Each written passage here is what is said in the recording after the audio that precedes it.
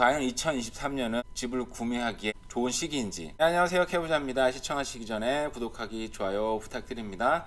네, 2023년은 지금 하우스를 사기에 좋은 시기일까? 그래서 first time buyer, 그러니까 첫 구매자들이 알아야 될 것, 꼭 first time 구매자뿐만 아니라 모든 집을 사야 되는 사람들이 꼭 알아야 될 것들을 기사가 지금 잘 요약을 해놓은 부분이 있어서 이 기사를 오늘 얘기를 한번 해보도록 하겠습니다. 그리고 만약에 산다 그러면 언제가 가장 좋은 시기인지 한번 보도록 하겠습니다.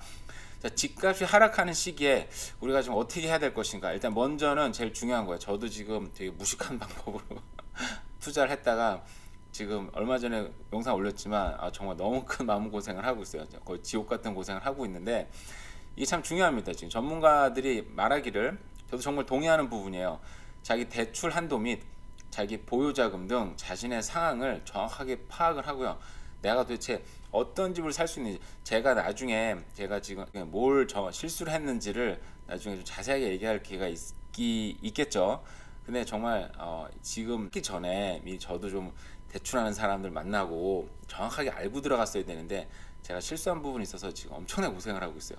어쨌든 저의 실수이기도 하지만은 이게 대부분 모르는 이야기고 자기 자신을 정확하게 알아야 되는데 지금 전국적으로 집값이 지금 떨어지고 있잖아요. 이 어떤 이자율이 굉장히 가파르게 올랐죠. 역대급으로 역사상 최고점, 어떻게 보면 가장 가파르게 오르다 보니까 거기에 맞춰서 경기 침체가 눈앞에 두고 있고 집값도 뭐 지역별로 20% 혹은 30% 혹은 좀 시골 같은 데는 뭐 40% 떨어진 데 있긴 했어요, 보니까. 자, 그래서 이 지금 현재 시중 금리가 6.45%라고 합니다. 근데 이게 지금 대출 금리가 1월 달에 또 오른다는 얘기가 있어요. 오를지 아니면 동결할지는 지금 모르겠지만 뭐 전문가들 의견도 지금 반반씩 나눠지는 것 같긴 하지만 어쨌든 좀 더 올릴 수 있는데, 그래서 전문가들이 말하기를 내년에 집을 살 때 가장 어떤 키포인트는 금리가 뭐 동결된다든지 아니면 금리가 뭐 떨어지기 시작한다든지 아마 그때가 아마 중요한 포인트가 될 거라고 얘기를 하고 있는데, 기관별로 사실은 뭐 전망도 다릅니다. 보면은 대부분의 뭐 부동산 업체들은 2023년 하락을 예상을 했지만 뭐 로열 르페지 같은 경우에는 내년 주택가격 1% 정도 하락, 그럼 거의 동결급인 거죠. 만약에 동결도 된다 그러면 내년에 집 살 수 있는 굉장히 좋은 여건이 되겠죠. 뭐 리맥스 같은 경우는 이전 수준, 코로나 이전 수준으로 돌아가서 균형을 유지할 것이다.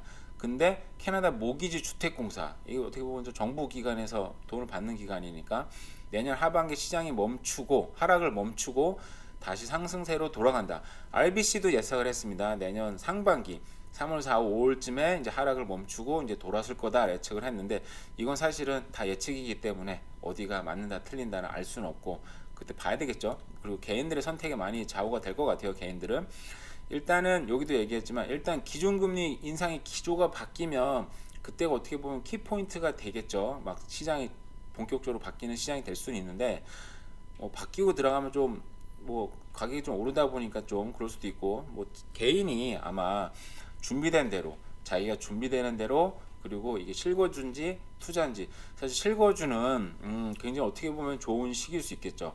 지금 막 20% 30% 떨어진 상황이기도 하고, 그리고 매물이 많아요. 시장에 지금 매물이 많다 보니까 고를 수 있고 자기가 좋은 조건으로 오퍼를 넣을 수도 있고 굉장히 좋은 시기가 지금 다가오는 것 같기도 합니다. 자기가 원하는 집, 원하는 동네, 그런 매물을 쉽게 찾을 수 있잖아요. 그죠? 리얼터 다스에서 뭐 쉽게 찾아서 볼 수는 있는데, 그 다음 해야 되는 게 뭐 자기의 재무 정보, 그리고 이자, 원금 상환 능력, 그리고 자금 마련 등 계획을 세우는 게 이제 너무 중요하다는 거죠.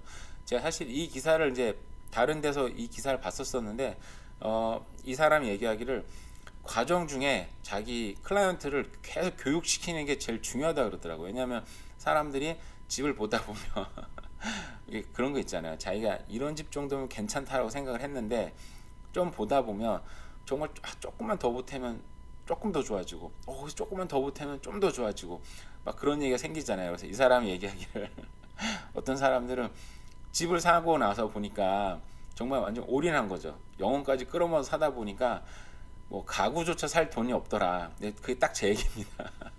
집 사고 나니까 가구 살 돈도 없고 돈이 한 푼도 없는 거예요. 뭐 그런 경우를 제가 몇 번 경험해봐가지고 이런 정도 지나고 보면 그렇게 하지 말 거리라는 생각이 들긴 들어요. 좀 돈을 낮추고 좀 더 여유 있게 집을 사기도 하지만 내 생활도 조금 여유가 있어지고 그리고 캐시플로우가 좀 있었어야 되는데 그런 걸 없이 그냥 집사람들이 막 미쳐가지고 사버리는 거, 살 때는 좀 미쳐서 사니까 뭐 그런 경우가 많이 있다는 거 사람들이.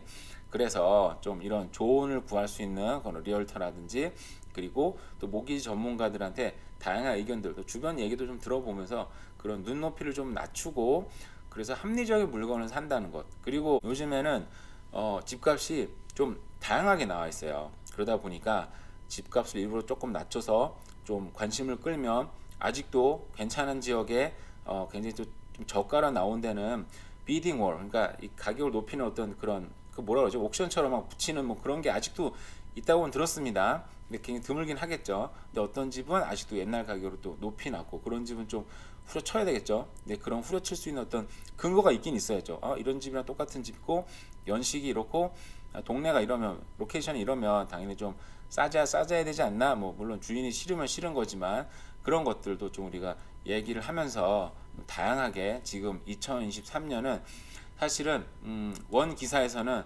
지금 굉장히 기대가 찬 first time 바이어들이 많다. 그러니까 지금 대기 수요가 굉장히 많다는 거죠.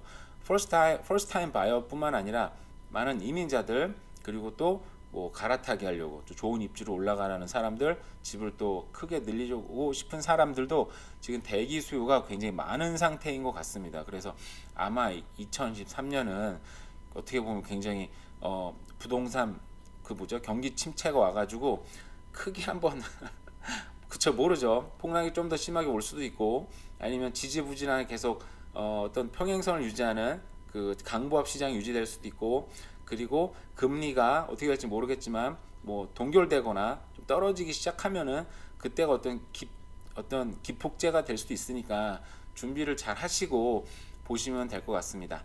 네, 다음은 새해 캐나다인의 가장 큰 걱정거리는 이것. 이거 할 얘기가 있는데 잠깐 봐볼게요.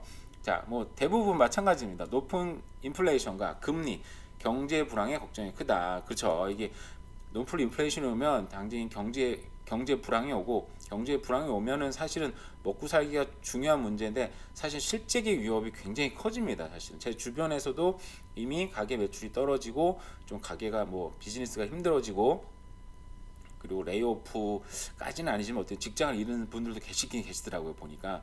그래서 여전히 금리, 경제 불황이 당연히 힘들 수밖에 없죠. 근데 제가 좀 흥미로웠던 건 이 부분인데 한번 봐볼까요? 걱정하는 건 뭐 다 아까 얘기했던 금리, 뭐 경제 불황, 그리고 우크라이나 전쟁 확전. 이게 되면 이 우크라이나 전쟁 확전이 되면 당연히 경제 불황이 오니까. 근데 여기 보시면 다른 국가의 인권 탄압이 61% 아마 다지 두 개로 중복 응답이 가능하니까 다른 국가의 인권 탄압을 들었어요. 그리고 또 보면 도널드 트럼프 대통령의 후보 당선. 네, 뭐 이제 어떻게 보면은 지금 다른 나라 걱정을 지금 하고 있는 거잖아요. 근데 저는 이제 아무래도 노인들이 사는 지역에 그런데 근무를 하다 보니까 기본적으로 맞아요. 캐나다 분들이 굉장히 좀 나이스하고 이런 것들, 뭐 인권 문제나 다른 나라 걱정을 많이 해요. 근데 이거 좀 아이러니한 게 그게 있어요. 여기 백인 할머니들, 백인 할아버지들 뿐만 아니라 어떤 커뮤니티 형성이 되잖아요. 그러면 굉장히 나이스하죠. 굉장히 그리고 미국 뉴스 보면은 야 미국 왜 저래? 쟤네는 흑인을 왜 차별해? 왜 동양을 왜 차별해? 이런 얘기 많이 해요. 캐나다 굉장히 나이스하고 좋은 나라다 얘기는 하는데 근데 그 커뮤니티에 말을 못하는 동양인 할머니나 할아버지가 들어오잖아요. 엄청나게 차별합니다.